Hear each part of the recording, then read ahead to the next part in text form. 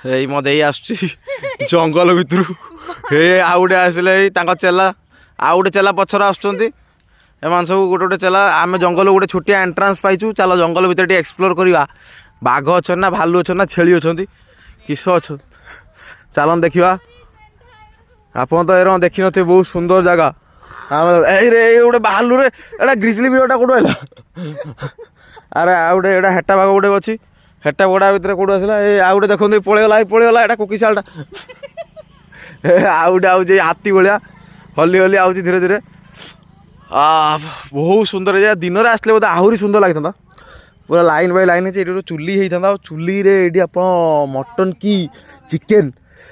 ବାଡ଼େଇକି ରୋଷେଇ କରିଥାନ୍ତେ ଆଉ ବାଡ଼େଇ ଖାଇଥାନ୍ତେ ଆଉ ଯଦି ହେଇଥାନ୍ତା ହାଲକା ଟିକେ ଆପଣଙ୍କର ଓଲ୍ଡ ମଗ୍ ହଉ କି ଆପଣଙ୍କର ଟିକେ ଭାଲେଣ୍ଟାଇନ୍ ହଉ ଆଣିକି ଗୋଡ଼େଇ ଦେଇଥାନ୍ତେ ସିଏର ଯେଉଁ ମଜା ସେ ମଜା କେଉଁଠୁ ପାଇଥାନ୍ତା